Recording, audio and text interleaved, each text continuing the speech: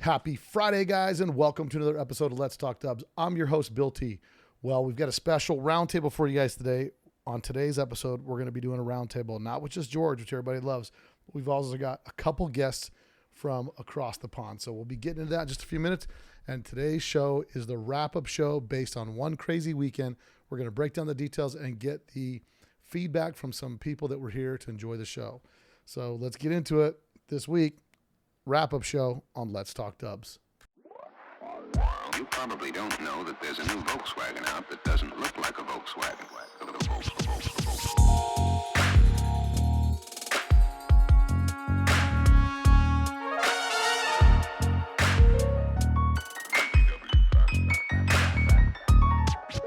It's got everything that people who like the bug like.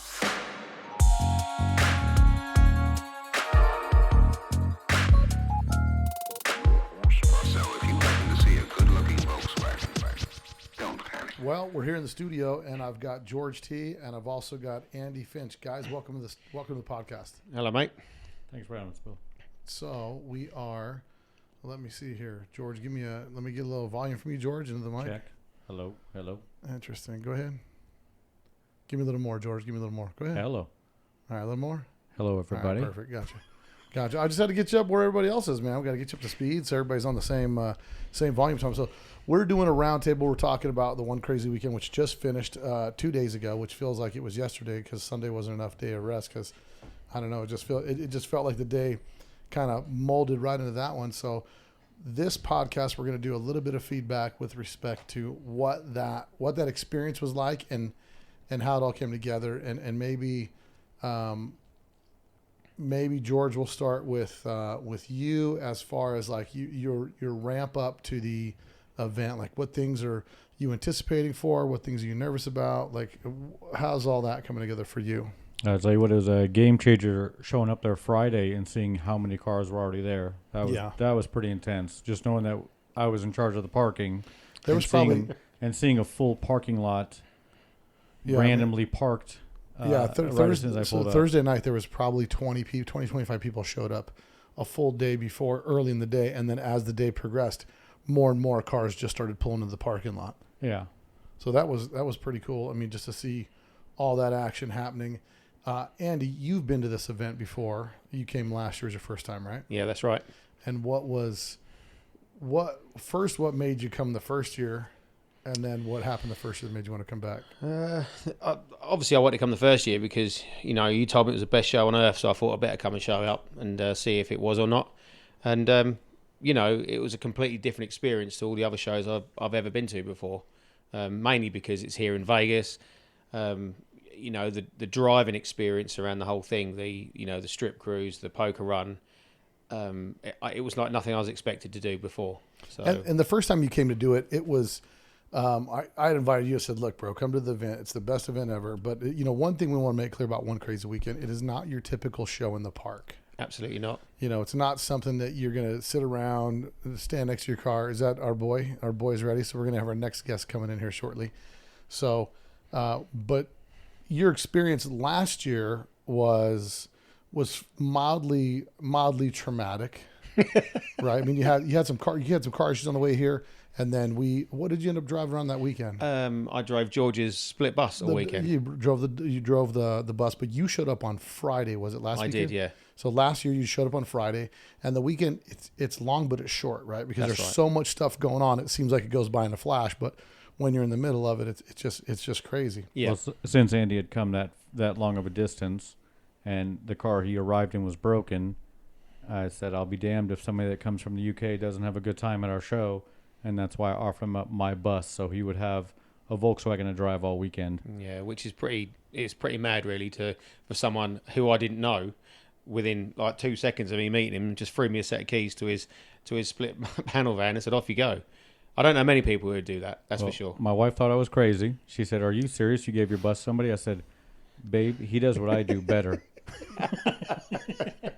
Yeah. I said, if he does something to my car, I'm pretty sure he could fix it. Oh, so that was it, yeah? You actually wanted me to smash your van up, so I had to fix it. Oh. I just knew that you would do a better job of fixing it than most. Yeah. So now I'm gonna bring on another guest that we've got coming on right now, and we're ringing him up right now and bringing him onto the show. Are we going to be able to hear him? Like, is it going to be? Yeah. Russell, what's going on, buddy? Going well. Back in Texas now. Russell, this was your first time to the event, right? Yeah, first time. And what did you think? What was your desire to come here? Like, what made you? Who told you why and where you should be there?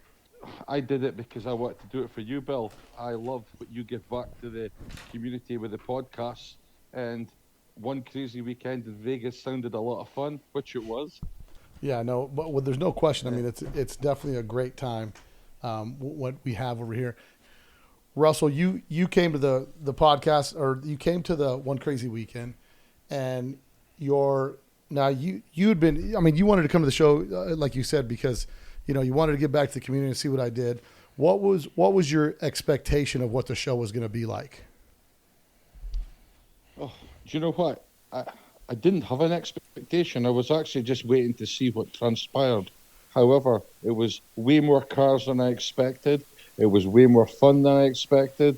There was obviously the cruise down the strip on Friday was just an incredible experience. But to actually meet so many new people and people that I've known but now know better, I think it was definitely a friendly type show. Very different to what I'm used to be honest.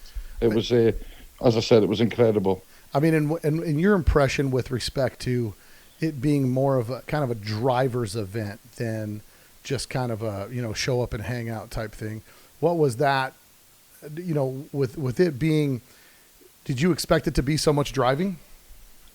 No, I didn't. I thought there would be some driving, but there was a lot more. I think that everybody said, "Oh, you're going to Vegas for the weekend, party town." And then I said, no, I'm going to a car show. And it wasn't a car show and it wasn't a party. It was something different, There was, cruising the strip in the streets, doing the poker run on Saturday. All that was just really good fun, different. It was enjoying the cars with people. Again, very different. I can't quite hard describe it. It's not like any other show I've been to. It was just an experience is what it was. Yeah, no, and that's one of the things about the event that, that we made sure, George and I did Bull Run. One of the things that we both walked away from with it was just the joy of driving our vehicles all around, doing the things that we did with them. And that made a huge difference with respect to, how we appreciated our cars, right? You got to have your car. It's one thing to have your car and pull it up at a show and just kind of hang out, tell people about it, and then hope somebody likes it or whatever the case is. But it's a whole nother thing when you're actually going to, drive your car. You've built this car, and now you're going to be driving it all over the city, So I think. I don't know how many cars you had driving on Friday or Saturday night, but it must have been over 100 cars. It was incredible. It was just everybody having fun, people getting lost, people following Andy at the lights. It was great. I mean, that's probably the thing that I like the most about it. And I think that's the reason why, for the most part, the show has grown organically from the standpoint of people being able to drive their cars, have that fun in their cars. And when you're out there doing the poker and the strip cruise, it really doesn't matter what your car looks like, right? It's more about you're in your car, you're driving, and you're having a good time. I mean, when you were here, that you got to, Andy got to cruise the strip in Future Shock, which was, a dream come true. And like Charities for Children, I was able to let him drive Future Shock on the strip, make his dreams come true, because that's what coming to Vegas is all about, right? Yeah, that's pretty cool. And you guys had the opportunity to meet up with some people, right? You had Buddy Hale was down here. Yep. Right. So what? Yep. And so you guys, Buddy Hale, and then and I know, Andy's not really a podcast listener because he's such a big deal that it's hard to get him to listen to the podcast. But Russell listens to the podcast, so Russell has known who Johnny was. Now you got the chance to meet Johnny last year, right? Yeah, I did. So last year you met Johnny. This year's the first year that, and we're talking about Johnny Osmondson. Yeah. Russell gets to meet Johnny Osmondson. And so the whole lot of you guys get into this whole tailspin of all kinds of chaos together, yeah? Yeah, that's right. I mean, expensive. It started off quite normal, and then after a few tequilas and a few other beers, obviously Russell steps in. You know, trying to show Johnny how he rolls, but that sort of fell by the wayside, didn't it, Russell? Yeah, it did completely. Yeah, that was. However, we made up for it on Saturday night. We took the money back from the casino, which was always good. That was right, from the roulette table, wasn't it? You know, and I think you guys are Yeah. the only guys that have ever walked away from a casino actually with money in your pocket. So Well, we walked away with $2,000, so that's a good thing. Yeah. $2,000, that's nothing to sneeze at, right? So Yeah. now let's kind of go over the weekend. So we got George. When we're putting on these events, I mean, there's always a lot of anticipation with who's going to show up. I mean, I don't think it doesn't matter how much you prepare, right? It's like you think to yourself, there's always the nerves the night before when everything's. For sure, you're thinking like, oh, the week before you're thinking, oh, we have a ton of people coming, and the night before you're thinking, I hope people show up. Like you actually are almost worried about it, you know. And our prayers were answered on that one because we had more than we were expecting. That's for sure. The participation was much higher than anticipated. But what we hope for, actually, we always want a lot of people there. Well, and I think one of the reasons the show grows so organically, I mean, we did, you know, I was thinking about this week, the only marketing I did other than on my Instagram page, I started marketing like, I originally went out with flyers in March to the Bug-In. And then really not much marketing after that other than maybe a couple flyers at some shows. Yeah. Nothing really huge. But then coming up in August, I just started putting stuff out every week. And if I did a better job marketing, there would have been more people. But I think the reason it keeps growing organically is because people come, they have a really, really great time. And like the title friends says. Tell friends. Like that's the way it is. You get a group of 4 come up and then come back the next year as a group of 6 or 8 potentially, you know. And that's the way I see it growing. Yeah. I mean, I spoke to Russell about it, and Russell asked me, he goes, is it worth going to, you know? And it's difficult to say to someone, yeah, go halfway around the world to someone show that's essentially, you know, that no one's really heard of in the UK. And, you know, and I'm thinking, you know, it's going to be as good as last year, if not better then. And I really enjoyed it last year, you know, and Russell just put it on me, said, is it as good? Is it worth me going around there? And I said, yeah, I guarantee it. And I think it met your expectations, didn't it, Russell? Oh yeah, it exceeded them. I think that you know what, when you talk about meeting people that you know, I feel I made friends this weekend. There was maybe acquaintances before, but we became friends because there was a lot of really like-minded people who liked the cars, liked the fun. No harm was done. It was all safe and sensible-ish. But you know, it was about people just getting on, you know, and that's unusual, you know. Absolutely. Normally you've got this crowd and that crowd, but we had just a mixed crowd, and it was really good. I said, like I said to Bill, and that out of that whole group of people on the Friday night, only you I really knew, and even then we've really never hung out together, have we? We've sort of like, you know, it's only 5 minutes here, 5 minutes there, and by the end of Friday night, everybody in that group, no one had ever hung out with each other before. I thought that was brilliant, and we're all best mates now. You know, with that to a point, it was just, which is bizarre, you know. Yeah, I think that's the big thing that makes. Go ahead, Russell. Yeah, I was just to say, it's like I mean, I know there was various groups of people over the weekend that got together and met, but I felt that maybe the couple of groups that we got involved in and spoke, and there was different groups, you know, it wasn't just one. But I think that everybody there became, you know, it was so open and such a friendly event that you could afford to, you know, trust people, be yourself, you know. It wasn't like this group and that group. It was like people were really trying to mingle and speak. And you're, to be fair, Bill, you did a good job of making everybody involved, you know. So I think that's a special quality that the show's got that's different, you know. I mean, when Andy said about coming before, I always thought, oh, you know, going to Vegas a long way to go for a long weekend. However, I was fortunate. I was in Texas. It was easy to come up. But now I've been once. I would travel from the UK to come to the show, even just for the long weekend, because it is so different. Yeah, and one of the things that we're doing is we're trying to expand the event, you know, little by little, just add some stuff. But because we're in Vegas here, we want to make sure there's plenty of opportunity for people to go do a little bit of sightseeing, a little bit of this. So some people don't understand, you know, they look at this, say, you're going all the way across the world for a car show that starts at 8 and ends at 12 or ends at 1 o'clock, right? But it's far from just the one car show, though. Right. With the Friday night strip cruise, with the Saturday night poker run. I've never been to a car show where I've utilized my car as much as you do this weekend. 100%. The only thing that ever came close to it was Classic Weekend, and that's what our favorite weekends growing up were the old VW Classic weekends, where it was an actual weekend with open houses, octo shows, and all these events happening throughout the weekend, all culminating to the Sunday of the Classic. That's what made the weekend.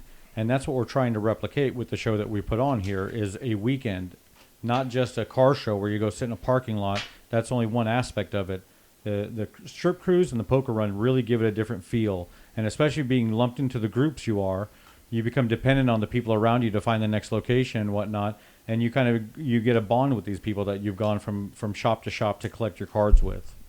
And that's what we're trying to do is create an experience. No, I 100% agree with that, because when we used to go to the Classic, and maybe this is a lesson that some of these cities and towns that we go to for car shows, sometimes people I think they think they're the show, and the show is really the people. The show's the people and the experience and all that.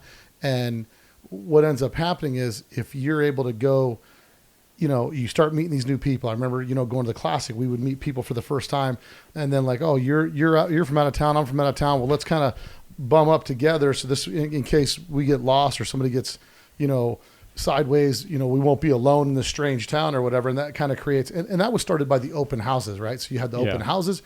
The open houses created like all these guys from out of town are going to these, I've seen the ads for this on TV and I've seen the ads, and some of them were like, you'd go there and you were blown away, and some of them you'd show up and you'd be kind of bummed out thinking like, oh, wow. And the host hotel. And that's what the Orleans is for this event, is the host hotel where you're staying there, you have your home base, and everybody comes back to this one location. So even once all the festivities are done, there's the hang in the parking lot, which makes it also another really good time. Yeah, definitely. Yeah, Russell, have you ever been to a show where they just hang out in the parking lot at night up until the middle of the night? Do you know what? I was just listening to George there, and I was going to say that, if you look at Friday morning, that's the day that people arrive. I was there at 8 o'clock in the morning and spent all day just speaking to people, catching up, and it hadn't even started till 7 o'clock at night. Yeah. And it was great. Saturday was the same, At the Classic, for example, you would turn up at 6 in the morning and be away by 1. We were still speaking at 4 o'clock in the afternoon on Saturday, yet your show finished at 12. Yeah. And that's what doesn't happen anywhere else. So no, you have a unique thing there, and I think that it's quite hard to explain it because I've never been part of something like that before, where it was it just was a constant. It was like Classic Week where you're doing something every day, but to have the show and the cruise and having the Orleans with the food and the gambling and the bar and all that together, in one place. You could walk in and have a beer. You could come out and eat something. You could go and see the cars. You didn't have to travel anywhere. It was all there. I think that's a phenomenal thing. And then when you did travel, you went away in your car, you enjoyed it, you came back and everything was still there. I think that's better than going away from a show to a hotel and coming back, or going away from one place to another. The formula worked. Yeah. Well, what's funny is, let's say, because we're referencing, what kind of spurred this is there's two things, right? George and I's time on Bull Run, like just driving our car with other people driving cars, was cool because you kind of come into an area, you're like a rolling car show, getting everybody's attention. But then, at the Classic, you'd go do all these functions. But then if you came back, let's say the wife wanted to take a nap or whatever, that you came back to the hotel. Well, now you broke away from the group and you're at the hotel and you're like, well, I wonder what time everybody's getting back. Well, with this event, with the time breaks in between, we have the meet and greet from 4 to 8. That means anytime from 4 to 8 o'clock, you show up. At 8 o'clock, we start rolling out for the cruise. And nothing, a lot of people are real rigid, like it's 8:05 and like, this ain't that party. Like we're just, it's real kind of casual. It's going to be no rush, no stress. And, somebody gets bogged down or whatnot, then we just kind of wait for them and try to roll out as a group as much as we can. But, it's the hard thing to do is, herd the cats, right? It's like herding cats over there with all these people. Herding cats, parking cats, it's all hard. Yeah. it's interesting to do it because there's so many people that are on different levels, and you've got your young kids that want to do your burnouts and all that stuff, and you got the other guys that are driving the vintage cars that are scared they're not going to be able to keep up, and they don't realize we're just headed to kind of a little bit of bumper to bumper traffic for a minute. But the strip cruise to me is one of my favorite things because it kind of takes you back to when you're a kid. Now for me, the strip was much different when George and I were kids, and we'd go cruise a strip and all that kind of stuff. What was your guys' experience like being on Las Vegas Boulevard and cruising and doing all that? Russell? I was very lucky. We were a convertible, so you could look up and see all the lights and everything, where normally if you're in a car, you don't see that aspect looking up the way the same. So it was a very fortunate. I think, if anything, it was probably too quick and too overwhelming. I could have went and done it again. I think that's something that it should be done twice probably, because I don't think, being the first time, I didn't appreciate it. It was like, wow, and you were too busy watching where you were going, and it was kind of not over before you knew it, but you were like, wow, where's everybody going? And you sort of took in, but all that people there, and and I mean, I've got videos on my phone, and it's just Volkswagens and Volkswagens and Volkswagens. It's like mind blowing, this is not normal, and you're in Las Vegas. And I kept thinking, God, the F1's going to be here in a few weeks, and we're driving down this in our Volkswagens. Yeah, it's the same. Oh, It's cool. the same streets are going to be running the F1 on in like 3 weeks, and that's another twist. And unfortunately, that's what dictated the short aspect of the strip cruise, because the F1. Not for Russell and the rest of the foreigners. They decided to go left, right? All you guys went left towards downtown. Right? Yeah. Is that right, Andy? Yeah, well, it's just we thought we were going the right direction. We ended up going round in I went circles. straight on. Oh yeah, you did. Oh, he passed the strip. So you crossed the strip and went to the side of the hotel? I don't even know where we were going. No, I went all the way down the strip, but Andy turned off. Yeah, we were following. I wasn't on my own. Remember, I was following someone else. So they went round, and we ended up going round in circles, and I don't know where we went. So, so part of our concern with the strip cruise, right? Like, it's part of the thing to cruise a strip, and you're stop and go. And one of the concerns that I have as the person thinking about the person experiencing that is, are they going to, for guys with hopped up cars with 1,700 pound or 2,300 pound pressure plates, stuff like that, that might be kind of a pain in the neck. But if you're just going to cruise a strip, and you guys, so I'm looking at it from my experience of me doing it, and I live here.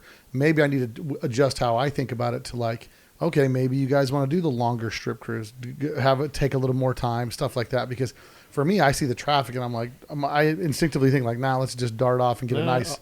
I quite like the cruise. fact that you're sitting in traffic, because the longer you sit there, I know with exception, is that the amount of people, if you watch taking videos and photos, when you see 20, 30, 40, 50 Volkswagens all in one place, people, you can see them. There's big crowds.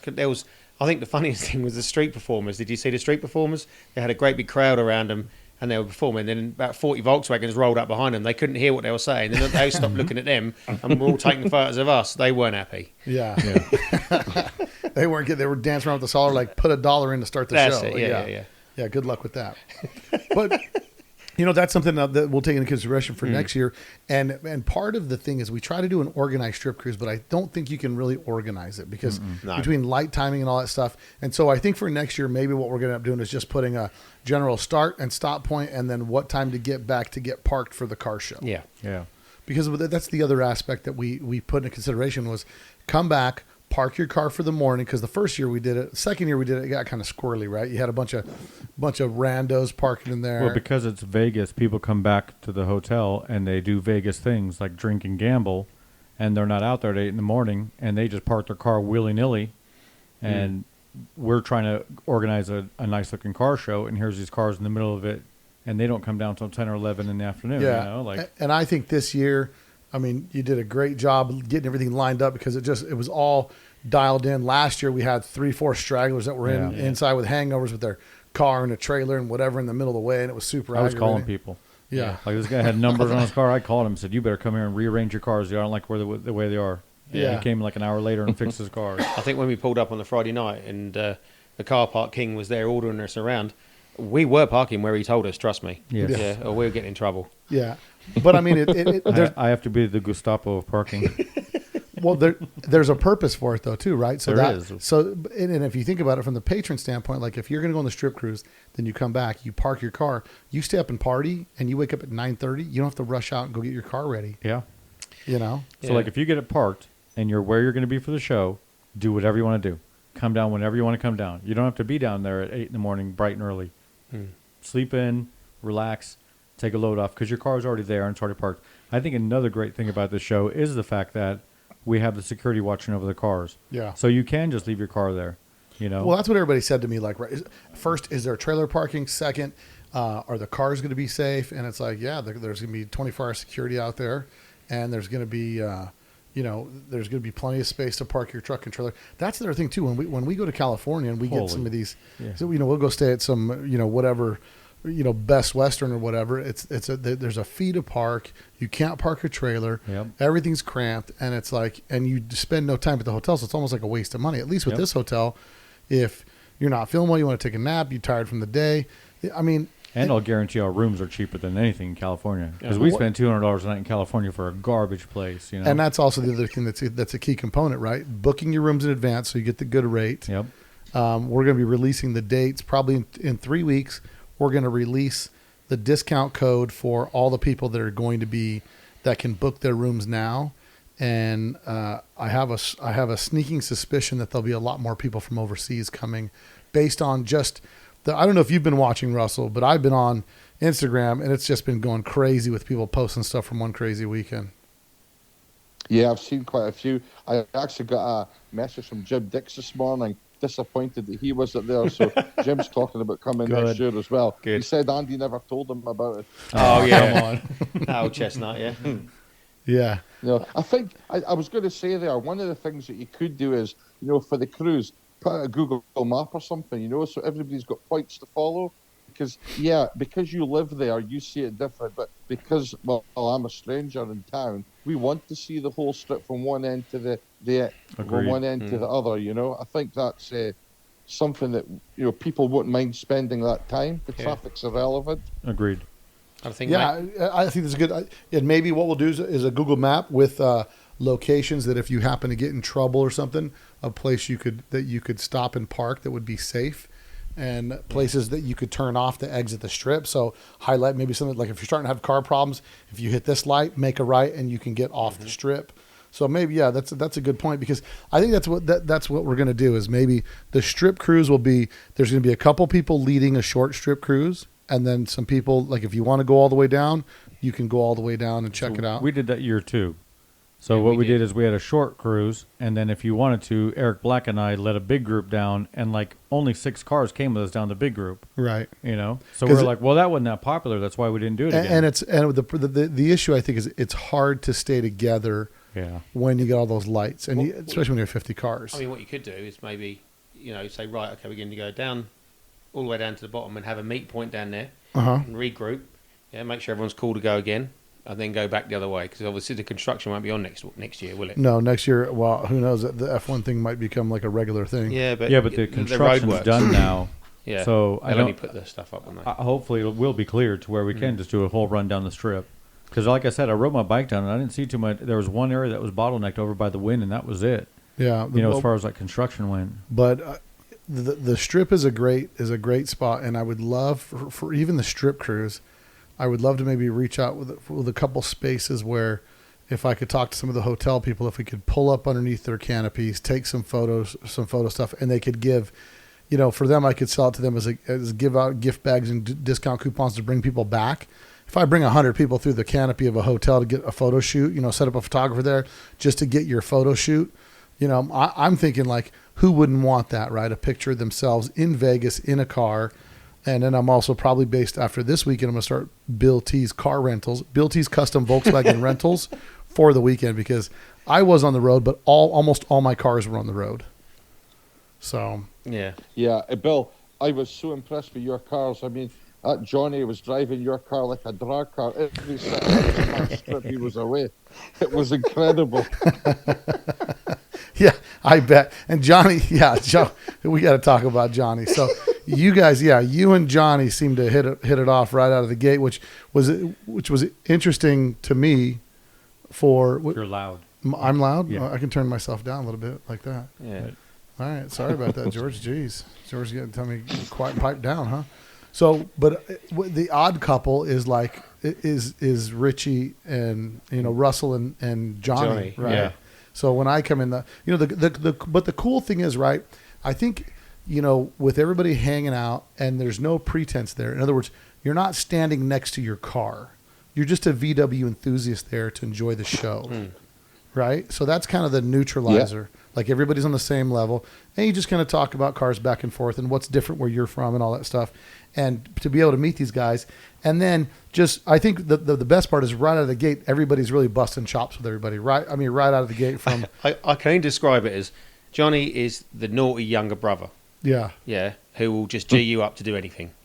In a good way, not in a bad way. right, He's just that person that he's got this infectious character around you that just there's not a bad word to say about anyone. He's just funny, And then there's Buddy Hale, who I've never met before, And I was thinking I wasn't really sure what to make of him because obviously he's this he's on a pedestal sort of thing. Everyone's Buddy Hale's the best at this and this, that, and the other. And you think, I don't know what he's going to be like when you first meet him. But it's nothing like what you expect. He's just one of us, like the rest of us. right. And then he was just up for the laugh like the rest of us, And he had us in bits. And he did have a good time, I think. I think like we all did. But Johnny, you know what he's like. Yeah, well, that's the interesting thing, right? Johnny brought out the bad boy in all you guys because I turn around and you guys are gambling over a coin flip in the parking lot until 2:00 in the morning. So that was a pretty unique sight to see. No, you're wrong, Bill. We were doing security. You guys were keeping your eye on the car. That's right. We were the 24-hour Yeah, security. that's what we were doing. Yeah, no, I mean, I thought it was really great seeing that, and that's kind of our main focus with this, right? It's less about the cars, more about the people, and more about Definitely the about the experience. You know what I mean? Like to be able to have it all under one roof. I mean, even if you get trashed, right? You can come out. You don't have to drive your car. You can hop in the backseat of somebody else's car, still go along on some of these events and experiences with people, and get to enjoy it. And the whole part with getting in your car and driving, it's like, what's more fun than a strip cruise, right? Absolutely. Like, even if you go down in LA or whatever, you want to go cruise the strip where everybody's cruising. So being able to do that is an experience. And then now let's talk about, so we have the car show, which there were some nice cars, quite a few nice cars that were there. Right? That was tough. Like I was doing the top 20 and there was a lot of cars there. So it actually took me 2 go rounds. Like I made my list of 30 first, like the 30 nicest cars I saw in the parking lot. And then I had to go back and start shredding them apart, like find the nuances and flaws in between the cars that would make me determine taking them off the list or keeping them on the list, But we had an interesting dynamic with the car show because it wasn't just one way, right? So we had a People's Choice, which was with that Car Show Pro thing that I set up with. Correct. It has a QR code in people's window where anybody out looking at the car can vote for the car. And what I may do next year is put some signs out in the parking lot that says, if you like the car, click on the QR code and vote for your favorite car to get other people that are walking around to vote on cars. But we had a People's Choice Award, which was the car that was picked with the most votes based on the QR code. And that was the yellow Mangster. And then we had the general top 20 picked by George. And then we had the Spikes pick. And then after this week, I was talking to Buddy and he's like, dude, we're going to make an award for that show too. And I said, I think it's really cool if, like if you guys are looking at cars and picking cars, you'll pick something that you think is really cool, innovative, and it doesn't have to be a 10-point show car or mirror polish finish. It might just be something that you see that's interesting, unique, and different. And I think it gives people a little bit of a more inspiration when, like, hey, the Spike guy picked my car, man, and it's not perfect and all this kind of stuff. And I think you're wrong to look at it and say, oh, I saw that car and look for flaws in it. It's what resonates with you and why you pick it, Absolutely. I mean, that is the choice I made was because I really, really like the car. Yes, it had a really nice paint job, but it was done 15 years ago. Yeah, easily. Right, 15 years ago. So it had some stone chips and it had this, that, and the other. But it was the combination of the car. It had some ridiculous, fuel-injected engine in the back of it. It had this mad paint job. It was an oval, had a really cool interior, which was a bit on the older side, but still the way it was all done. And it was a street car. So all those combinations together, not just one thing, okay, I'm a painter, but, it wasn't just the paint. There was better painted cars there. You know, there was if you were going for a car show, oh yeah, you got to have the best of this, the best of that. That's not what my trophy's about. My pick was about anyone can win it, and I mean anyone. Yeah. So it could be your car might even be a patina car. Yeah, the chance of it winning might slim, but you never know. You know, If there it's are something that catches it's your cool fancy. enough. absolutely. You know, I might find something and just think, oh man, that car's rad. 2 years ago, we had a car there that was kind of patinaed, Yeah. and but the It guy was Johnny's had, friend. Yeah, the guy had finished the car front to back. It just had a cool vibe to Yep. it. It was unique. It was original, and he got picked for top 20. I chose it because he did a lot of cool things. He carried his pinstriping he had on the exterior of the vehicle. He carried it into his tunnel on the chassis, and there was a lot of cool style things about it. It definitely wasn't perfect. His wiring was trash in areas and stuff like that I didn't like, but he had enough cool points on it on this matte finish car. Like, it definitely wasn't a high gloss car, yeah. and it wasn't like a really high caliber build, but it was cool enough to where I wanted it to be in the top 20. That's, you know, Yeah. like you definitely. said, if something is cool, it's cool. There's Yeah, no denying yeah. cool. That's it. I mean, for example, I mean, Alex's car from DBK. Now that car is split is absolutely beautiful. You know, and it is a high-end show car in my eyes. You know, you Yeah, look at that's that a car. top. That's a 100%. top level It is. car. It is Yeah. a. It is a. You know, best of show. Now, if you were going for a best of show in the usual car sort of side of things, where oh yeah, it would have gone to Alex's car. Correct. But again, you know, no, that wasn't any disrespect for anyone. It was just that's not what my trophy's about. You know? Right. Everybody has a trophy for something that they pick. And really, Absolutely. Alex from Flat 4 Media should have should bring out a trophy, and he awards a car. Absolutely. Because, you know, from his angle of being a photographer, things like that, I think it's definitely something that we can have some people bring some stuff, and they can kind of recognize stuff that they really, really appreciate and enjoy, you know? Yeah, and I think that's good in a car show. I mean, there's so many car shows you go to, and you know, back in the day when we were just kids, and there was people like Paintbox and I can't remember his name now, but all the big players. Really, you couldn't compete with them. Right.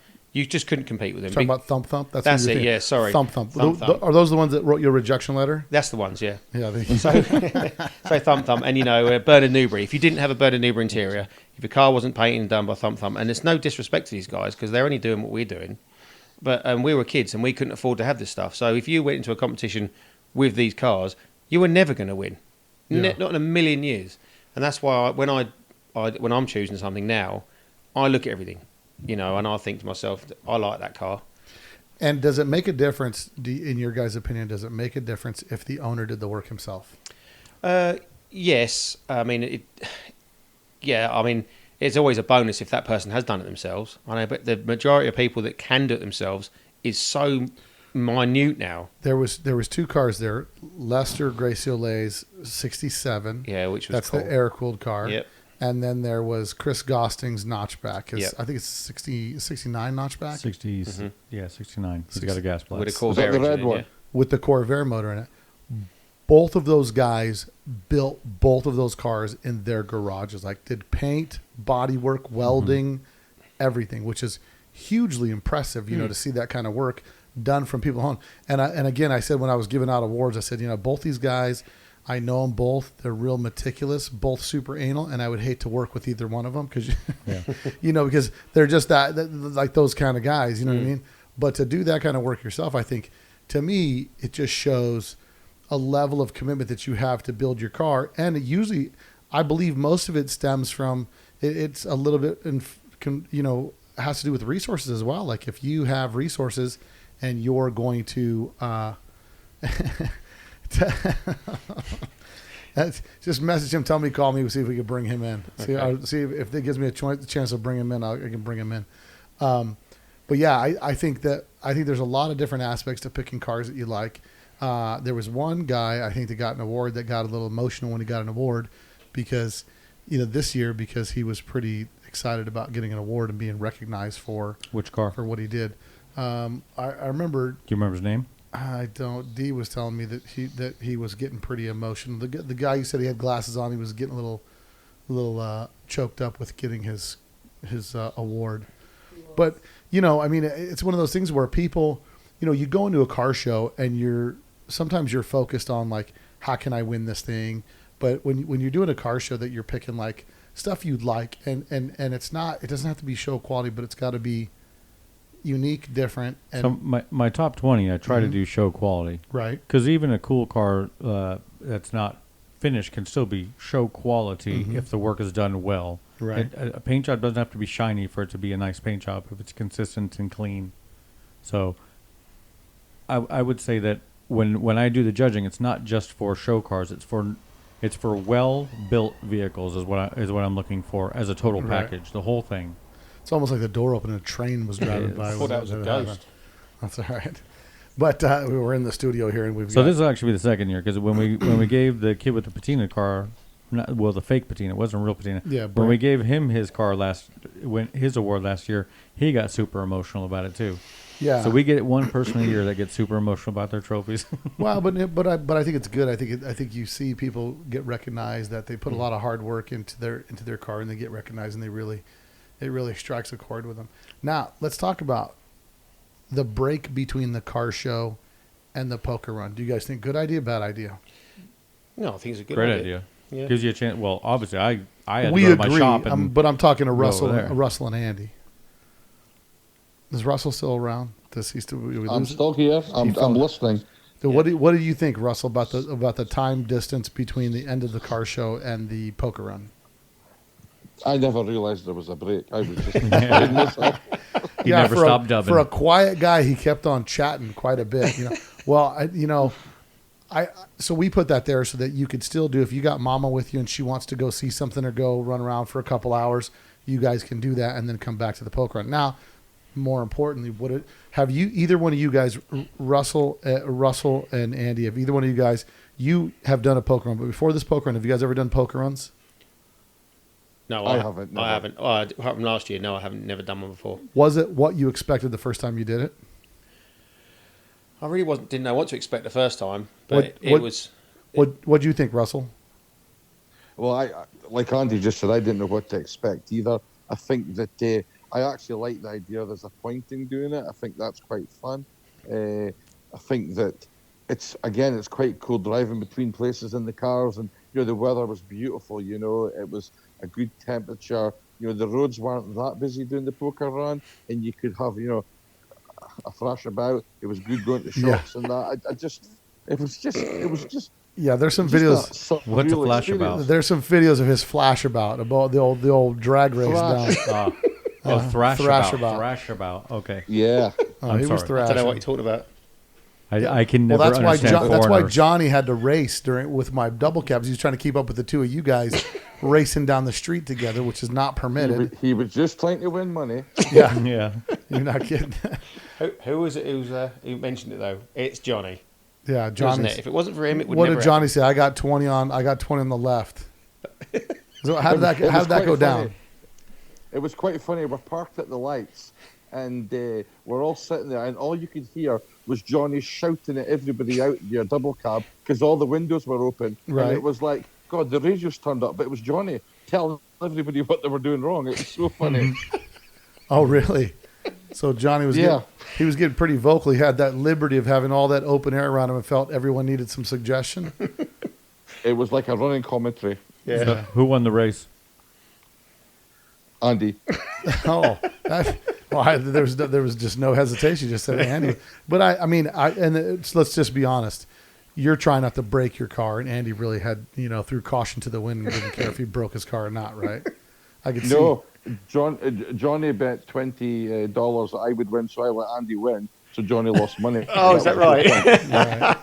I was like, Russell's motor has 48s on it. His has 44s on it. Did he really win? You were just paying him back. You were just paying Johnny back for the night before. Correct. I got it. No, I think I do back to your question. Having the pause between the show is a great idea for people to go and do their own thing. But we didn't. We hung about because obviously there was plenty of people to speak to. There was a lot going on, a lot of conversations going on. There was a lot of cars still to look at. And I actually said, I remember saying to Andy, God, it's 1 o'clock. Where's the day gone? I was out here at 8:30 in the morning, and it's now 1 o'clock. And I went and took photographs of the cars because I hadn't taken any up until that moment, and that was after the show. It was like it just passed really quickly. It was just a a really, really good experience, and very, very different to what any other car to before. I think, Yo, what's up, guys? uh-oh. Oh, Johnny look, well, Osmondson look who's on the phone online now. So I got, so I Oh, instant laughs. What's going on, guys? all right, Johnny, I need you to be off a speakerphone and need you to bring it to your ear because I'm hearing the screen door banging in the wind and all that stuff. You there? Can you hear me? I'm going out to the truck so I can fucking be in silence. What's going on, guys? All right, Johnny. Well, they were just telling me that Johnny, we're just talking about you. yeah, Oh boy, here we go. It was nothing good, too. you were giving a running commentary throughout the drag race between the Brit and the Scot over here. They were just battling it out down Sahara Boulevard in their two cars. Oh, I loved it. I loved every bit of it. Yeah, but who's the one that made us do it? Oh, I mean, I have nothing to do with it. I'm just some dumb American. You educated UK Brits should never be influenced by some idiot like me. So, who's a better? I mean, whose car was faster? I think Andy's just faster, but Russell got him. What? Hang on a minute. This is a different story. Yeah, Yeah. Andy's saying he took your $20. Andy did take my $20 because I wasn't gonna. I mean, I took enough money from him over the weekend that I wasn't gonna deprive him of 20 more. But, to be fair, like Russell let off. So Russell, you sandbagged it, huh, Russell? Yeah, I was wanting Andy to win money from Johnny. All of a sudden, everybody's feeling sorry for Andy, Oh, huh? hang on a minute. This has changed all of a sudden. Yeah. Listen, I've got video proof. All right, so it doesn't matter anymore now. Well, I was hoping if I let Andy win, I might get discount in the future. You never know. Oh man. What? my Oh yeah, the book. yeah. Well, yeah. There was Andy's working on discount paint jobs because Russell. We happen to. I heard he's Andy Shive now. So we were Russell and I were out running around to drop off. I went to go to see on Friday afternoon before the meet and greet. Russell and I ran around and we stopped at SoCal Speed Shop to drop some off. And he got you a gift. Do you want to talk about the gift that Russell got for you, Andy? The gift of making my dreams come true. Yeah, or still chasing my dreams, and it was to how to paint on a budget. From SoCal Speed Shop, how to paint on a budget. That is There you go. priceless. So yeah, I'll treasure that, Russell. I will treasure that. Friends Yeah. looking out for friends. Russell, that was nice. It of you. wasn't priceless. It was $50. It was a disaster. I'm surprised it made me pay for it. Well, he'll take a discount Oh yeah, on the yeah. next on the Well, I paint flip job. for it. Expects that in credit. Now, Johnny, how was your Yes, life? sir. How was your life changed by driving the carbon cab? Let's be real. It was a lot of fun. Other than the fact that you don't have an emergency brake and I almost hit a wall, it was great. Huh? that was terrifying. Well, the emergency brake was working before you left. Somehow the button's gone. When I got in the car, here we go. the button's gone. So I know you like to take a little keepsake, like a raccoon, like a raccoon that just steals a little thing everywhere it goes. You probably have a. I did take something away from this weekend, and it wasn't a button out of your truck. Yeah. So I actually stole Spike's sign. Oh, off you! the- We wondered who that was going to have that. I see somebody else trying to take it. I was like, hey, you can't take that. So I went and cut it down and took it myself. You know, that's the right thing to do. You know, you stood up for what was right, and then you decided just to keep it. You know, that's Well, I'll give you that one. yeah. He already Wagon, had bring he my already had it wagon halfway down. up. Well, yeah, I ended up losing. I lost one banner this weekend because George took Nope, one. Johnny's got that one too, I bet. No, did you take the What's Your VW No, story? I really didn't. So it was actually that a younger kid. He was cutting it down, and I was like, "Hey, you can't take that." So I took it all the way down, and then to be fair, I didn't see you before we left, so it's in my backpack. Yeah, that's that old chestnut. I want It's in you. your To, backpack. I want you to keep it. Yeah. I will hang it up on my wall and treasure it forever. So Johnny, what did you think? You know what's funny is Johnny, you've never, like, you're not a car show guy. You go to the street races, you do all that kind of Yes. stuff. And Yep. you'd done the podcast with me, and I said, dude, you got to come up for one crazy weekend. It's a good time. You're like, yeah, I'm not a show car guy. I'm like, bro, it's not about the cars. It's not about a car show. It's more about showing up, driving, and hanging out with some guys and making some good friends. How I mean, Absolutely. obviously you came a second time. So what was different this year than the year before for you? Oh, I got to meet Russell, man. That man is my new idol. But Well, listen, but, there's a first time for everything. It was great, man. Like I will be there every year if I'm alive and breathing, because I mean this is the most fun I've had in the Volkswagen industry since I've been a part of it. I mean I've said it to all you guys, and I'll say it till I'm blue in the face. Like my experience in the VW world has never been like welcoming. I've always been sort of like shunned because we don't fit the norm of Fuchs and IDAs on a car. So like coming out here, everybody's welcoming. It's a good time. There's no drama. Pardon my language, there's no bullshit. You know what I mean? Like we literally sat in the parking lot and flipped quarters from different sides of the world. You know what I mean? Like we are different, not only economic classes, but like we're from different corners of the world, and we're in a parking lot at fucking midnight flipping quarters for $100 a flip. I mean, where does that happen? Yeah, I All don't in know. Vegas. I was trying to figure out why were you doing it for 100, but you got me for 50 when I left my phone on the table. I came back and Johnny's like, "Flip you for 100," and I'm like, I'm in the middle of like, I'm too busy for this. Okay, hold on. I reached my pocket.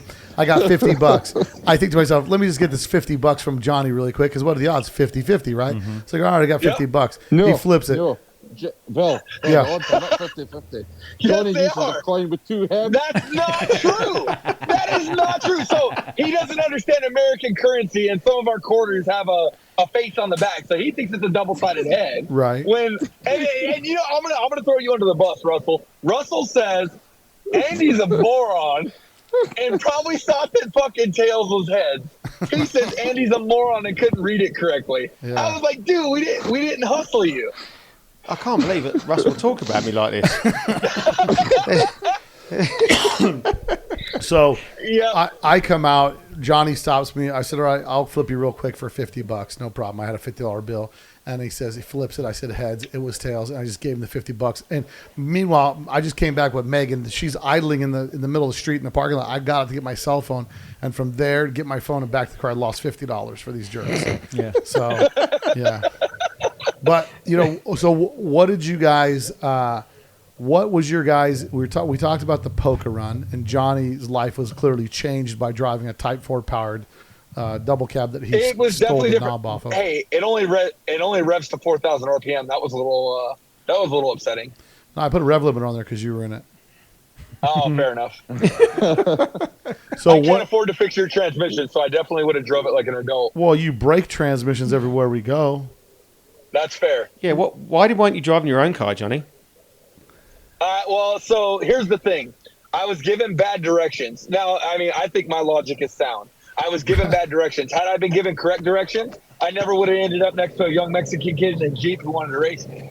So that's what really happened. Had I been given correct directions, we never would have crossed paths with that guy, and it probably would have survived the weekend. Well, But, I don't you know, think I don't think it would have because you don't drink, but you get drunk on power. And what happens is Yes, that motor's that's got fair. some donkey power to it, and It's got some torque. I could Yeah. only think what would have happened if Johnny had that bug during the poker run. There would have been serious chaos and mayhem because That would have broken then, 100%. Hey, sure. next year, my blue car will be there. My blue car will be a completely drivable, show quality street car, and I'm going to enter that in our VW shootout. in the street race. Yes, sir. I like I talked to Levi, and we're gonna make sure that it's we're gonna take our time putting it together over the next few months and make sure that it's 100% not only ready to enter in the show, but we're gonna do our little street race with it. Nice. So, give me your guys' experience doing the poker run. So you did the poker run, and what was it like going to the different shops with the different groups? Did you guys get broken up from your groups? Did you guys stay together? How did that all go down? We all stayed together. Yeah, we didn't do too Yeah, we bad, did. did we? Yeah, we stayed together until the very end. We lost Buddy. Buddy. The second to last stop, we lost Buddy, and I guess he just beeline back to the casino. But for the most part, dude, it was a great time. Yeah, and then you guys went what direction? Because we had 4 stops. We had SoCal Speed Shop, we had Nevada Off Road Buggy, we had Nevada off-road buggy was cool. Yeah. Jordan. We had So we went to Gold Coast first. That's it. Then Yes. we went to Nevada, and then we went to SoCal Speed Shop. SoCal Speed Shop. Then we went to and the then wagon. went to wagon, yeah. SoCal Speed Shop. Yeah, However, that's they all with give the us rubbish big cars. electricity pylon, wasn't it, Johnny? Yeah. Yeah, they're on that. Don't Yeah. talk about that one. Stop talking. What happened? He thought it'd be a good idea to climb the pylon. Really? Oh no! I didn't think it'd be a good idea. So there's a little PVC liner that's on the cable that runs to the ground, Right. and I was like, you know, I'm Like a I'm child, immature yeah? as fuck. I'm a child. We all know. Yeah. I'm a 260-pound child. So I was like sliding it up and down the piece of cable that got stuck, you know, probably 10 feet up. So I got the bright idea. I'm gonna like climb it like monkey bars and pull it back down before somebody's seen it. And the damn power pole almost fell over. I was like, that's the moment I realized that I am overweight. Yeah. When you're taking the You're tree almost poles down. pulling down power poles, huh? Yes, sir. Yes, sir. So you guys, so which of the stops? We know that at Nevada Off Road, Spike happened to back in right in front of the vaginal steaming salon. Yeah, that was priceless. So that made for good. What's it called? The Hoo Ha Spa. The Is Hoo that Ha what it's Hard called? vaginal Yeah. spot. Honestly, So I just thought everyone was best taking part of pictures in that- my car, and I thought, all these people want to take pictures of my car. And I turned around, and everyone was just laughing, and I was thinking, of all the places I could have parked. You parked right underneath The- it's all dark with just a pink neon sign above it that says vaginal steaming, really big. Hey, the best part of that was Dee's response. She was dying laughing. That was my favorite part of that whole stop because, like, the way she looked at it and seen it, like, her reaction was the best. So Dee was shocked when she saw the vaginal steaming sign, and she thought, And she was laughing. nice. Yeah, I mean, there's a lot of interesting places here in Las Vegas, and I bet you never thought I'll park my car in front of a vaginal steaming spa and get As a some photo pictures. opportunity, Right, yeah. photo op for everybody. Yeah, absolutely. One of the more Right. famous. You should Welcome make to that. America. You should make that the next stop. That should be the postcard. Pull in for 10% off a vaginal. Cover of Oxworld. What's that? I think that's the front cover of Oxworld. Oh, yeah. I'll send it to Paul Nighty Night tonight. Yeah, I'll thanks send for it to that, him mate. Yeah, cheers. What do you That think? would be priceless. What do you think of this shot? You know, it's going to be Spike's Adventures in Vegas. Hey, so how soon is this podcast going to air, Bill? It'll air this Friday. So Uh-oh. we all seen the gambling between me and Buddy, and I tried to give him the quarter, and he didn't take it. He threw it back at me. He said, "Get it the hell out of here!" Right? So as we were leaving, Oh no! I climbed over the rope and I put the quarter in the glove box of the head dealer. So when so when he There's your goes to Easter work egg. on it, he's gonna find that quarter and be like, this guy. Well, that's good stuff. So he's got a little present to look forward to this weekend when he hears the podcast. You air. better hope that quarter doesn't react with the bear steal the head. Yeah. No, it's in the glove. It's in the glove compartment. No, and Johnny will probably Oh, flip man. for the head Muller. Now, how are you I'm guys? with it. Hey, listen, man, I'm gonna be 100% honest with you guys. I had like $75 in my pocket when I made it to Vegas because I wasn't gonna miss the show. And I gambled with you guys, made sure I got home safely. So I appreciate it. Yeah, thanks for that. And rent's paid next month too. He took care of he looked out, saw a few suckers on the street, and thought, you know what? I'll get these guys flipping coins. And they thought, who would flip coins for money? These guys will. Or even Hey, to be fair, Russell jumped in on that. He said he felt hustled. He jumped in on that. I saw that when he jumped in because what he did is he said, couldn't "I'll wait. back you. I'll split it with you." yeah. And that's when Do you the know chaos what, started. No, my reputation goes before me, and I felt I was doing my bit for charity. Anybody that drives a Volkswagen with a Honda you're engine fair. needs support. So, you know what? Hey, you're not wrong, my friend. Well, I mean, for instance, Johnny owed me £500 for some stuff I got for his race car, or $500. Yeah, how much of that $500? After he brought it to me and he held it in my hand, he said, "There's the $500." First thing he said to me was, "I'll flip for it." I said, "Right, I'm not going to do that." He said, "Okay, rock paper scissors." And okay, so I walked away with $300 of that $500 from playing rock paper scissors. So just like I'm just telling you, Johnny, man. I don't know. Is it Johnny or are you just a degenerate gambler? Degenerate. I mean, what's- Well, I wasn't till I came here. You know what I mean? I've never gambled in my life. I'm not even joking. We saw your son No, last time he I- was here. I- He yeah. never left the casino. Yeah, true. I do think I do think that there should be a warning about your show that if you meet Johnny, it's explicit, it's likely to cost you money, and be careful. Yep, 100%. hey, That should be, however- that should be however- the explicit warning on the thing. Yeah, Hide watch your it. wallet, hide your kids. No, that's not true. Russell, we made majority of your money back, did we not? Yes, we did. No, on Saturday night we Actually, took you're the- up. we took the You went house up down. 200. Yeah, I you knew- walked away 200, 200 right. plus. I knew the tables had turned when the money man, aka Richie, came over to Johnny and said, "Johnny, give me 300 so I can go to the other table and win. It's gonna hit black. I know it is." And he did. He come back. All he could see was Russell on the other table with his thumbs up like this, going, "Oh, that's another win." Oh, brilliant. Hey, we were playing the tables. Yep. Yeah, That was probably like my favorite part of the whole show. Obviously, was like the poker cruise was good because this is the first year I got to do that, and then like just hanging out with all you guys was great.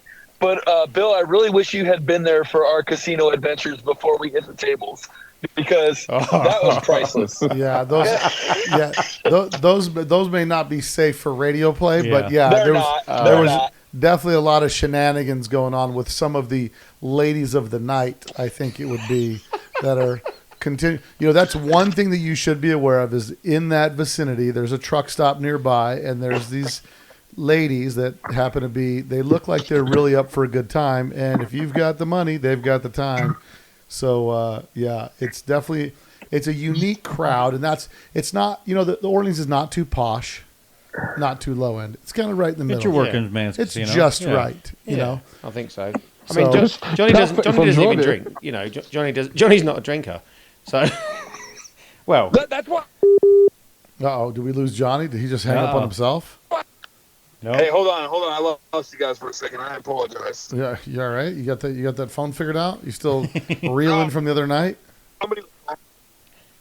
Somebody was calling me. So, anyways, no, that's actually I was calling you earlier, Andy. I couldn't figure out what was the name of that drink they gave me. That girly. it was right. Now, what happens is Johnny goes, I said, "Come on, let's have a tequila." So Buddy said, "No, I'm not really drinking." Johnny said, "No, I don't drink at all." That lasted about 30 seconds when Johnny said, "Yeah, go on, I'll have a tequila." Buddy said, "Okay, we'll have one." Then Buddy said, "Let's go again, and let's go again," like on the bounce. Johnny said, "This tequila is not working." So I said to the barman, "He doesn't drink, but this tequila is not working." So he gave him what was called an upside down pineapple cake in a shot glass. So it's like destroyed me. yeah. So and then we knew it was working because he was sweating. And he goes, "Are you all right there, Johnny?" He goes, "I'm sweating now." He goes, "This one's working." So you know, it was an interesting evening to say the least. Some trial and error. Yeah. Yeah, it was a great. Oh, that's time. oh yeah. What I think what your actual words were. I need something girly to those sort of, you know, for the radio. Do you remember? Dude, Johnny? I can't stand the taste of alcohol. I just don't like it. I never have. So like I told him, I was like, "If you're gonna make me choke some more of this crap down, it's gotta taste halfway decent." Right. You want some fruity-licious. I got it. Exactly. You're a girl drink drunk. And just to be clear, Johnny even gambled with the bartender. So he got a round yeah. in, right? He got the whole round in, and he said to the bartender, "Right, I'll flip you for it. If I win, you pay for this round." And do you know what the bartender said? "Yeah, go on then." And guess who won? Yep, that'd be Johnny. But but he's such a nice guy that he decided that he would not even make the barman pay, and he paid his round. But you know, only Johnny can win a tab, you know, with a barman. Russell, what was your experience with Johnny? I mean, other than when I came in there and Russell came running back to the table like a schoolboy, "Johnny, give me 300. The table's going to hit over there," and then took off the other table. I thought, what is going on here? How is the inmates running the asylum right now? Like, this has gone completely sideways. Before Russell starts, let me tell you this. So we were doing a back and forth. We were joking, like we've been, for lack of a better word, busting each other's balls all night. And Russell looks at me and he goes, "How much money you got in your pocket?" And I said, "I think a couple $100. So he pulled out, I think Russell pulled out 200 and I pulled out 200. And he goes, "Roulette table on red," right? So I throw it. We walk over. We throw 400 down on red, and we lose instantly. And Russell just looked like me, like damn. And I was like, "Give me whatever you got left." So Russell pulled out, I think, another 300, and I pulled out the 300 that I had won from Buddy, and we put it on black, and we won instantly. And then like we got a little bit excited because we're winning money, and then I kept bouncing back and forth between black and red, and we ended up $2,200, I think. before you came in, Bill. Before I came in, you guys were up $2,200. So you guys were Jeez down. You Louise. guys were at the beginning of just being. You just had $600 when I got there. Yes. Yeah. So yeah, but you know what, Bill? Your luck changes so quickly, and if you've got Johnny on your side, there's no stopping you. but I mean So I took that 300 over to the other table, put it on red, came up red, $600 back to Johnny. There's the money. How much have we got? Over 2,000. Let's go. Let's go. So you guys were able to recoup some of it back then. It wasn't all. Not all was lost, right?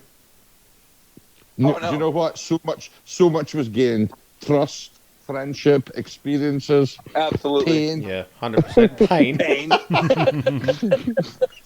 No, to be honest, I mean, when you talk about the highlights of the weekend, and yeah, maybe that's our personal highlights, but everybody we saw seemed to be having fun. You know, the crowd got bigger and bigger, and it was just, you know, and as I said, you know, we went there as people, and I think, you know, acquaintances possibly with some cases. Yeah. But I think there's been I think there's definitely an atmosphere there that allows friendships to develop, and regardless where you're from or what you drive, it was just, you know, car people are car people, and that was obvious. Yeah. Absolutely.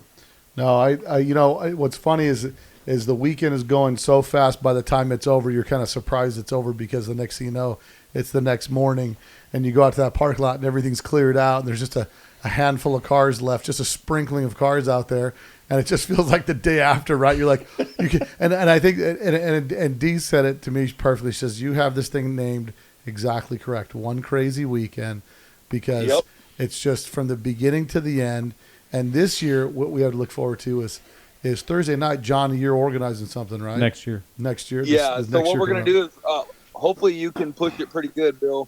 That would be great, and we could get a lot of guys out. So what we're gonna do is we're gonna do a VW drag race. So there's a spot in Vegas where we do a lot of street racing. It is. It's not illegal, by the way. Partially legal. But so what we're gonna do is we're gonna get together, and I think Bill should put up like a vote or some sort of like a multiple choice deal. You know, maybe like $50 per car, so that way it's a little bit interesting. Or maybe, you know, somebody make a trophy or something. And we're gonna do it as if you were doing an illegal street race. It's gonna be flashlight start, and first car, you know, to 8th mile wins. There's So no- last I'm just car gonna standing say- wins the whole thing. I'm just going to say on our part that One Crazy Weekend, Let's Talk Dubs in the Wagon, have no part in this.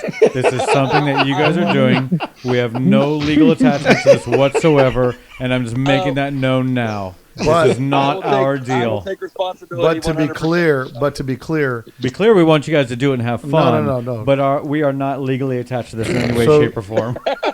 so to be clear on this, if there happens to be a heavyweight belt that's produced for the power plant champion, and it There you happens go. to show up on that first day, that belt they can carry for a year. They have And to they have to defend. turn it They in the next have year. to defend the belt the following year. And so to make it, So can I ask? Yes. Is there going to be a knockout, Johnny? Is it going to be a knockout race? correct. So I'm not. Yeah. So there's yeah, a winner. So when you lose, you're out. And then what we're gonna do is we're gonna find out how many cars are in. Hopefully, it's like a minimum of at least 10. And then what we're gonna do is we're gonna put some. Bill's gonna make some poker chips, and we're gonna throw them in a hat. And one races one, two races two, so on and so forth. And then whoever you draw, the last person standing wins. I'm not gonna enter my gray car, but I will put my blue car, which will be naturally aspirated. I'm not gonna, I'm not gonna try to like steal from people. And we hope a lot of NA cars come, and we have a. There'll good be a time. first.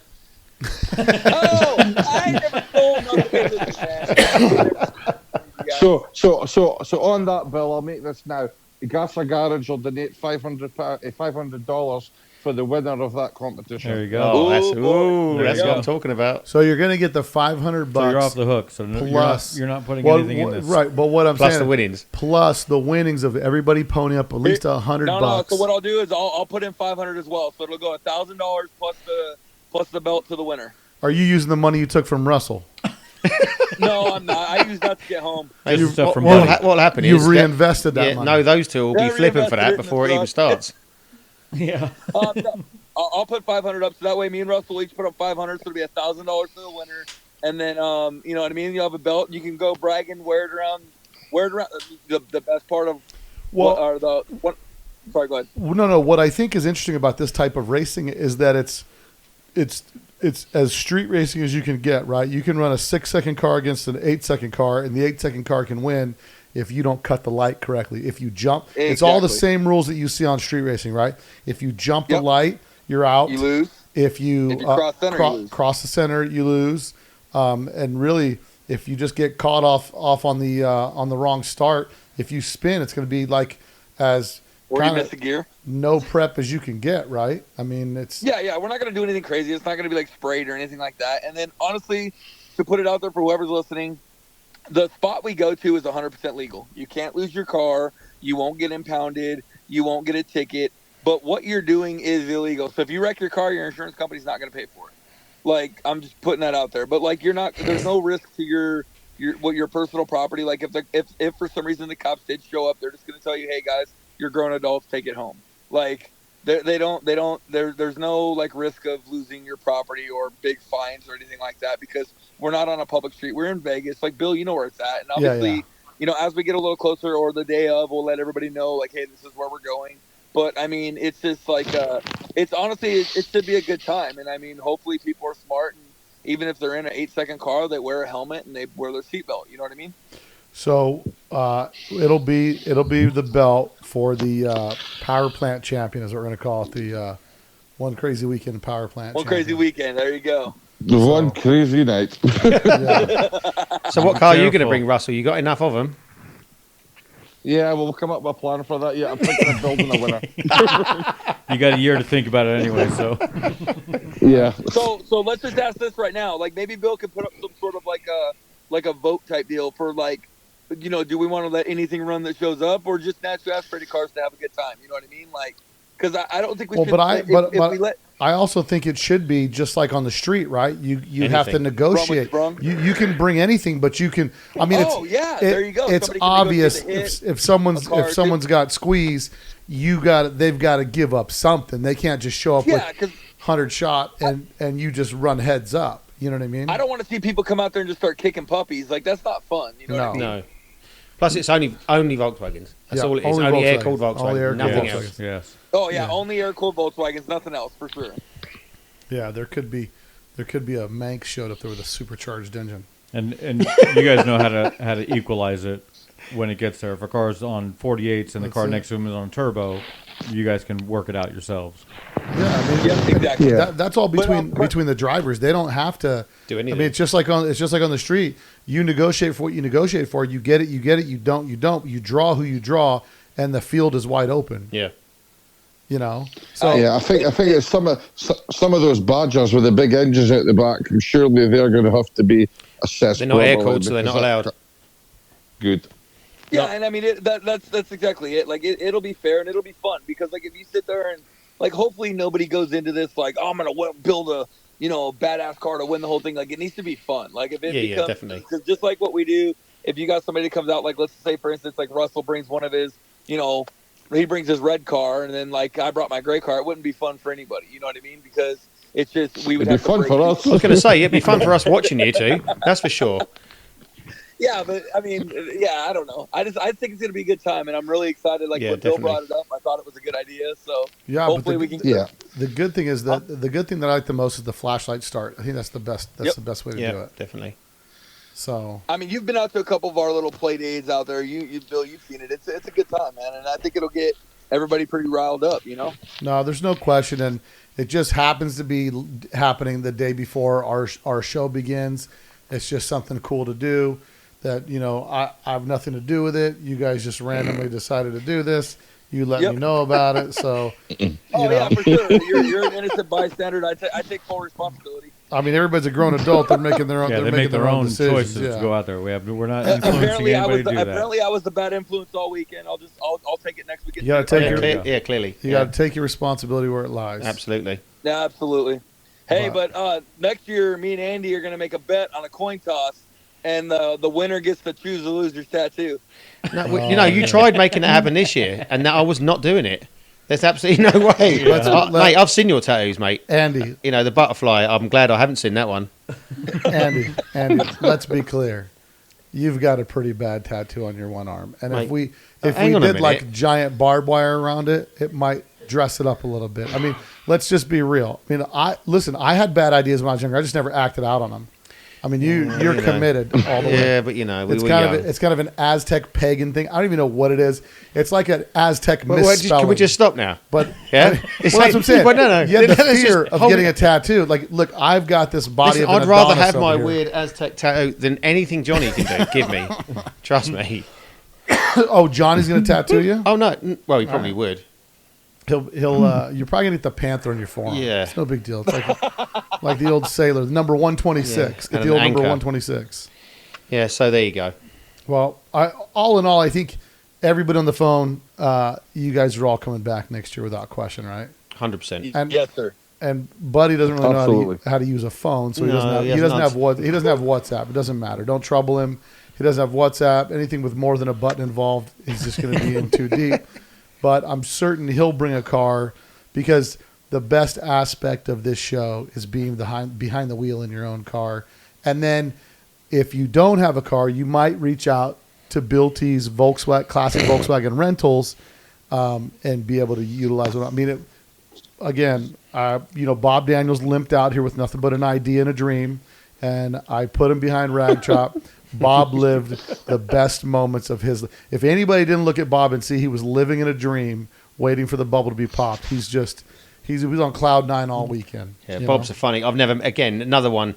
I'd never met Bob before. No, We spoke on, on Facebook and Instagram or whatever. But when you meet someone for the first time, it's that I say there's always an apprehension of what they're actually going to be like. And it was just like we knew each other for ages, and we just had such a laugh. In between him eating all weekend, all I could do, so we got photographic proof of Bob every 5 seconds eating. Yeah. He tried to fake the funk getting a salad the first time he showed up. And That's then right. That didn't last very long. Yeah, did it? you started No. busting him with a piece of pizza in his hand, a Yeah. piece of cookie over here. He's busy. You see him eyeballing the buffet. He's all over the place. First time I met Bob so Bob does the classic Volkswagens, the 80s and 90s Facebook page. It's a great page.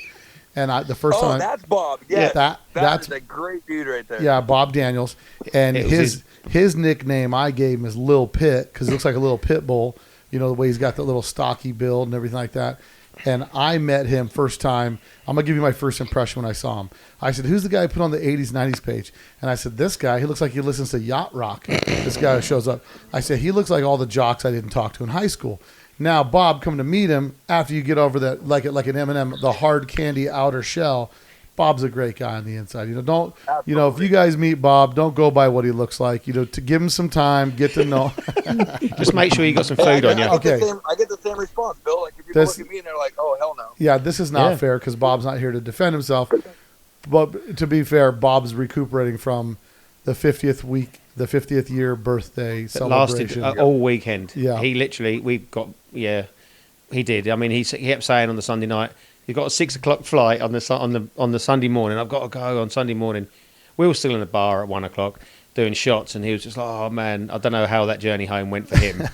Yeah. Probably not well. Well, the message he sent me says, "As soon as the dust settles, I'll reach out to you." Have you heard? I haven't. I haven't heard. We messaged Hasn't back and settled forth a yet. little bit.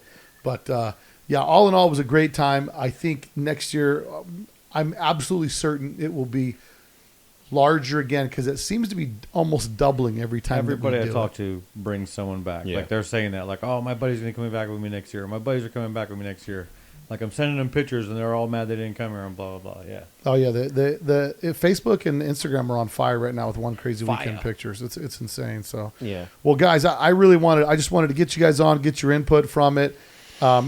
Before we go, anything that Russell or Johnny, you guys want to add to that maybe we didn't touch on over the weekend? That was something that really made it, again, emphasize the whole one crazy weekend aspect of it. It was just For me- crazy. Yeah, for me, like I've heard stories about Buddy Hale. I live in Arizona. Never met. I guess we had met at one time, but I didn't know who he was.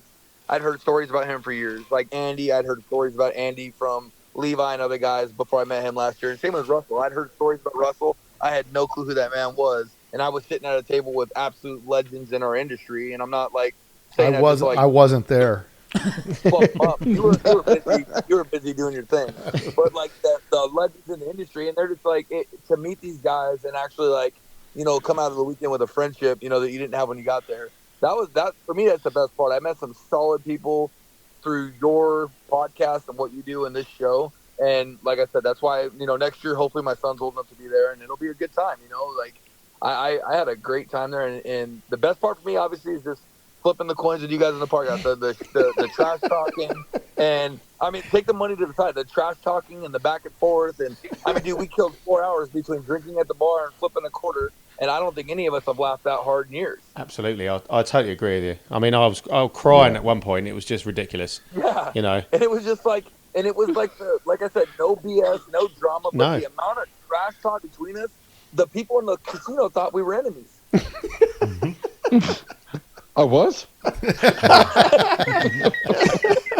Yeah, Russell took it all seriously. Oh, yeah. He took it all personal. No, He's at I home mean- making a list. Yeah. But No, I must admit, to be honest, there were so many good points. I wouldn't like to narrow down on one, but I will echo what Johnny said. I've met Buddy obviously before, just a couple of times, but never really spoke to him. Having the opportunity to speak to him as well, and you got to admire anybody that does anything, whether it's quality work like what he does or Andy does, or the racing that you do, Johnny.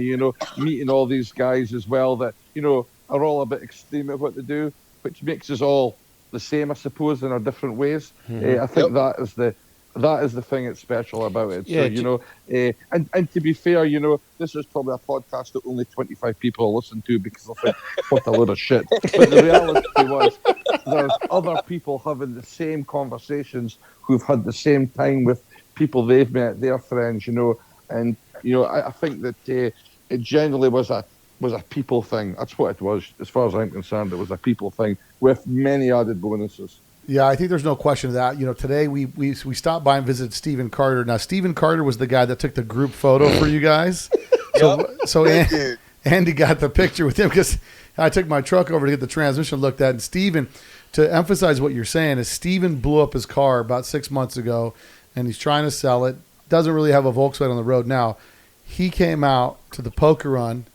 He came out to the car show and came out to the poker run because he wanted to hang out with guys that he met 3 years ago at the event, because now they're all like really good friends. They all talk online. They all chit-chat back and forth. And this event is the event where you get to solidify these relationships. You get to meet all these different people with different backgrounds and different everything, find some common thread. But there's like this brotherhood that's there because you guys are just a bunch of Volkswagen idiots, Yep. Yeah, that was because I didn't know who he was. When we were outside flipping the coin, and he just came along and sat down with us. And then I was like, we got to have a photo taken. And I turned around and I thought, well, he wasn't here 5 minutes ago. I said, who are you? And he was just like, yeah, that was funny as hell. Who the hell are you? And it wasn't meant in a derogatory way. It was just the fact that 1 minute he was there, next minute, or the other way around, he wasn't there, next minute he was there. And he didn't even laugh. He didn't take offence to it. Some people would have took offence to the way I spoke to him. But he didn't. He just laughed it off, got his camera, took the photos, and that's the best photo of the whole weekend. That photo, I've got it on my phone, and I was laughing at it, and and even Buddy put it up today or yesterday saying that picture can speak 1,000 words. Well, and what's interesting is you were quite surprised to see him when we went to the Oh, yeah. transmission shop today. You said, that's the guy. I said, what? That's the guy. I was like, who the hell are you? When we were all sitting there talking, because he decides to interject something in the conversation. He had been watching the double Dutch go down. I thought it was his time to jump in, and then the rope stopped real quick, right?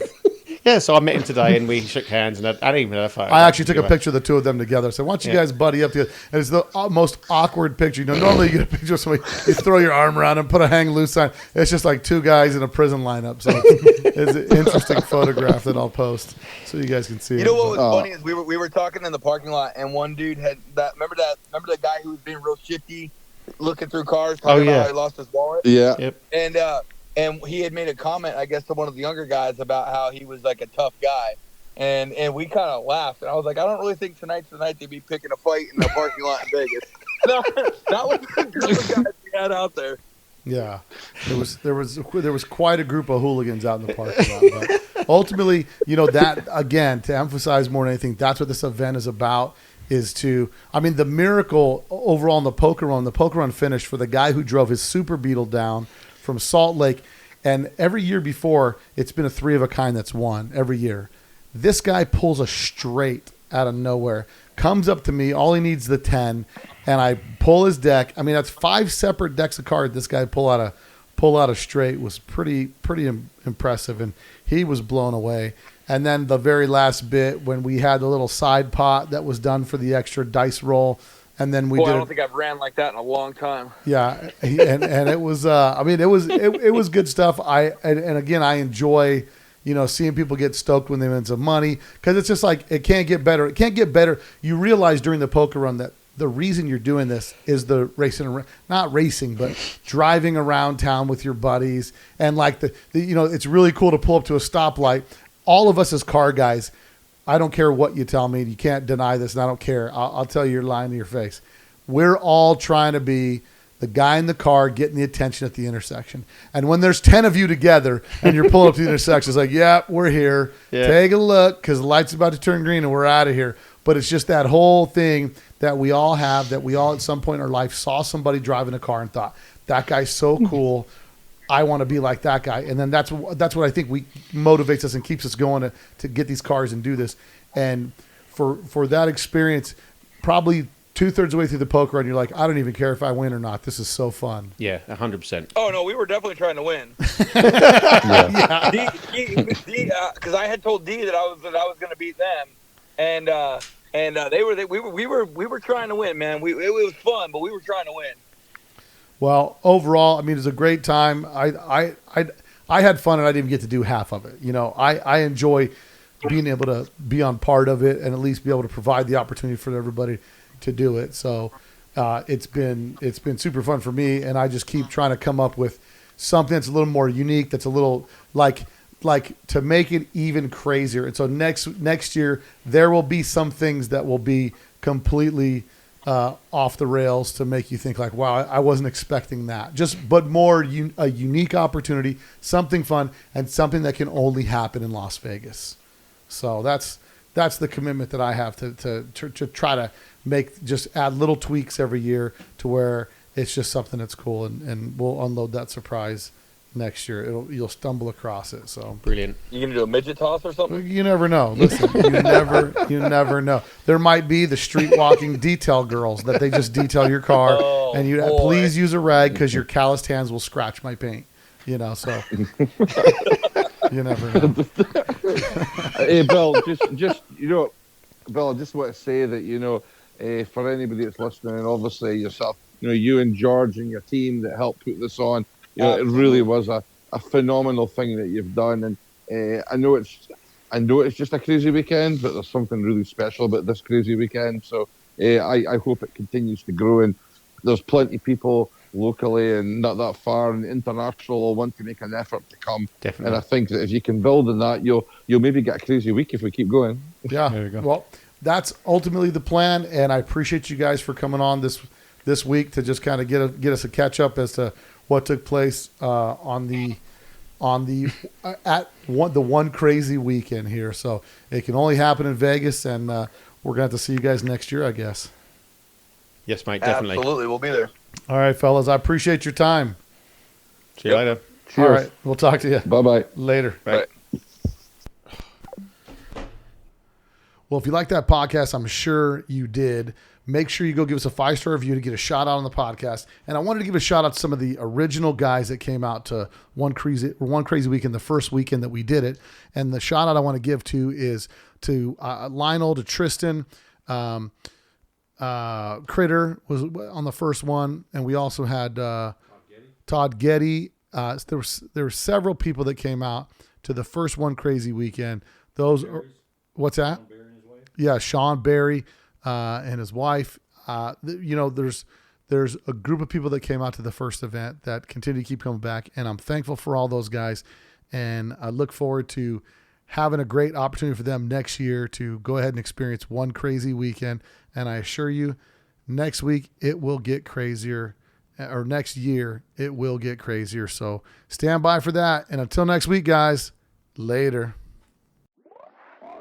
You probably don't know that there's a new Volkswagen out that doesn't look like a Volkswagen.